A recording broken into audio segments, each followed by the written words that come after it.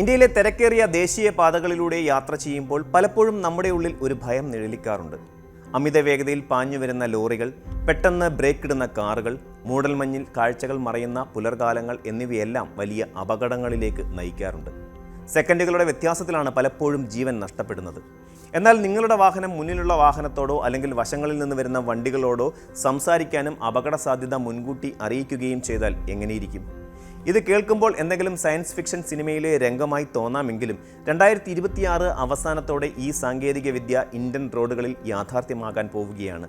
Vehicle to vehicle അഥവാ V2V എന്നറിയപ്പെടുന്ന ഈ നൂതന സംവിധാനം റോഡ് സുരക്ഷാ രംഗത്ത് വലിയൊരു വിപ്ലവത്തിനാണ് തിരികൊളുത്തുന്നത്.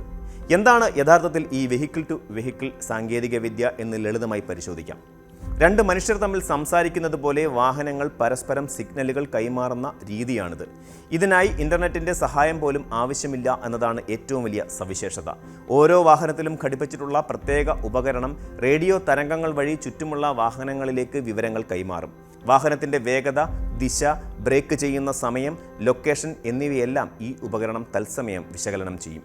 ഒരു വാഹനം പെട്ടെന്ന് ബ്രേക്ക് ഇട്ടാലോ അല്ലെങ്കിൽ വളവുകളിൽ കാഴ്ചയ്ക്കപ്പുറം മറ്റൊരു വാഹനം അപകടകരമായ രീതിയിൽ വരുന്നുണ്ടെങ്കിലോ ഡ്രൈവർ കാണുന്നതിന് മുൻപേ വാഹനത്തിനുള്ളിലെ സംവിധാനം മുന്നറിയിപ്പ് നൽകും. ഇത് ഡ്രൈവർക്ക് കൃത്യസമയത്ത് പ്രതികരിക്കാനുള്ള സാവകാശം നൽകുന്നു. ഈ പദ്ധതിയുടെ സാങ്കേതിക വശങ്ങളെക്കുറിച്ച് കേന്ദ്ര റോഡ് ഗതാഗത മന്ത്രി നിതിൻ ഗഡ്കരി വ്യക്തമാക്കിയത് ഏറെ താൽപ്പര്യമുണർത്തുന്ന കാര്യമാണ്. ഏകദേശം 5000 കോടി രൂപ ചെലവഴിച്ചാണ് ഈ പദ്ധതി നടപ്പിലാക്കുന്നത്. ഓരോ വാഹനത്തിലും സിം കാർഡിന് സമാനമായ ഒരു ചെറിയ ഉപകരണം സ്ഥാപിക്കും.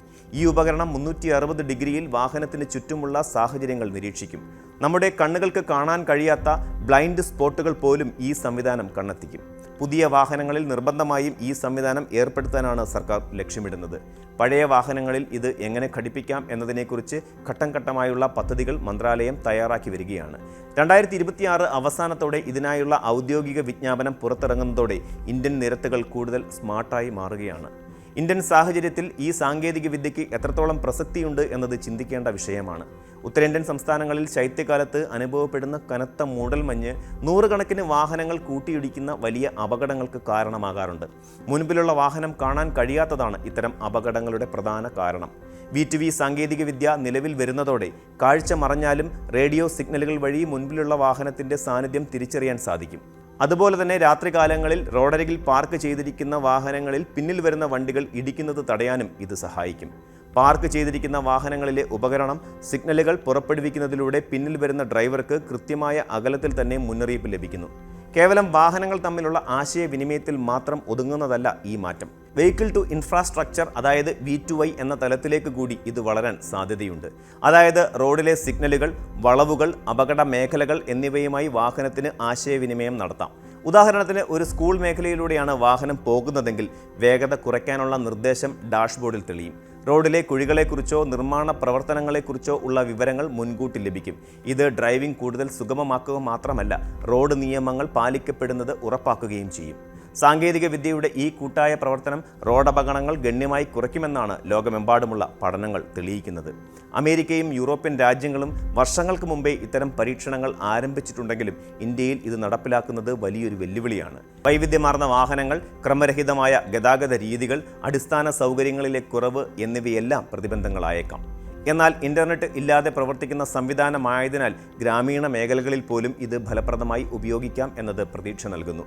ഡാറ്റ സ്വകാര്യതയെക്കുറിച്ചിട്ടുള്ള ആശങ്കകൾ ചിലർ ഉയർത്തുന്നുണ്ടെങ്കിലും ഈ സംവിധാനം കേവലം സുരക്ഷാ സിഗ്നലുകൾ മാത്രമാണ് കൈമാറുന്നത് എന്നതിനാൽ ഇത്തരം ഭയങ്ങൾക്ക് സ്ഥാനമില്ലെന്ന് വിദഗ്ധർ ചൂണ്ടിക്കാട്ടുന്നു.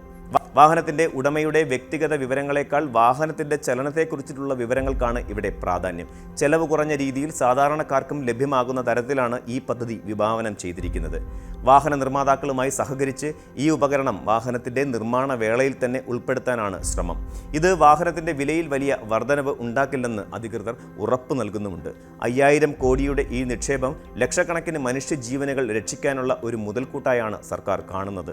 ഓരോ വർഷവും 1.5 ലക്ഷത്തിലധികം ആളുകളാണ് ഇന്ത്യയിൽ റോഡപകടങ്ങളിൽ മരിക്കുന്നത്. ഇതിൽ ഭൂരിഭാഗവും തടയാവുന്ന അപകടങ്ങളാണ്. സാങ്കേതികവിദ്യയുടെ സഹായത്തോടെ ഈ കണക്കുകൾ പകുതിയായി കുറയ്ക്കാൻ കഴിഞ്ഞാൽ അത് ഇന്ത്യ കൈവരിക്കുന്ന ഏറ്റവും വലിയ നേട്ടങ്ങളിൽ ഒന്നായിരിക്കും. ഭാവിയിൽ സ്വയം നിയന്ത്രിത വാഹനങ്ങൾ ഇന്ത്യയിൽ എത്തുമ്പോൾ അതിന് അടിത്തറയാകുന്നത് ഈ V2V സാങ്കേതികവിദ്യയായിരിക്കും. ഡ്രൈവറില്ലാ വണ്ടികൾക്ക് പരസ്പരം കൂട്ടിമുട്ടാതെ സഞ്ചരിക്കണമെങ്കിൽ ഇത്തരം ആശയവിനിമയ സംവിധാനങ്ങൾ അത്യാവശ്യമാണ്. ഡ്രൈവർമാരുടെ ശ്രദ്ധക്കുറവ്, ക്ഷീണം, കാഴ്ച പരിമിതി എന്നിവയെല്ലാം സാങ്കേതികവിദ്യ പരിഹരിക്കുമ്പോൾ റോഡുകൾ കൂടുതൽ സുരക്ഷിതമാകും. വികസിത രാജ്യങ്ങളിൽ നടപ്പിലാക്കുന്ന അത്യാധുനിക സുരക്ഷാ സംവിധാനങ്ങൾ ഇന്ത്യയിലെ സാധാരണക്കാരനും പ്രാപ്യമാകുന്ന ഒരു കാലഘട്ടത്തിലേക്കാണ് നാം നീങ്ങുന്നത്. ചുരുക്കത്തിൽ 2026 നടപ്പിലാക്കാൻ പോകുന്ന ഈ പദ്ധതി കേവലം ഒരു ഗതാഗത പരിഷ്കാരം മാത്രമല്ല, അത് മനുഷ്യജീവനുകൾക്ക് നൽകുന്ന വില കൂടിയാണ്. റോഡ് സുരക്ഷ എന്നത് കേവലം ട്രാഫിക് പോലീസിൻ്റെയോ സർക്കാരിൻ്റെയോ മാത്രം ഉത്തരവാദിത്തമല്ല. അത് അത്യാധുനിക സംവിധാനങ്ങളുടെയും ബോധവൽക്കരണത്തിൻ്റെയും സംയുക്തമായ ഫലമാണ്. നിങ്ങളുടെ അടുത്ത വാഹനം വാങ്ങുമ്പോൾ അതിൽ ഈ സുരക്ഷാ സംവിധാനം ഉണ്ടെന്ന് ഉറപ്പുവരുത്തുക. സാങ്കേതികവിദ്യ നമ്മുടെ പാതകൾക്ക് കാവൽ നിൽക്കുന്ന ആ ശുഭദിനത്തിനായി നമുക്ക് കാത്തിരിക്കാം. കൂടുതൽ വാർത്തകൾക്ക് news 18 Keralam YouTube channel subscribe ചെയ്യുക.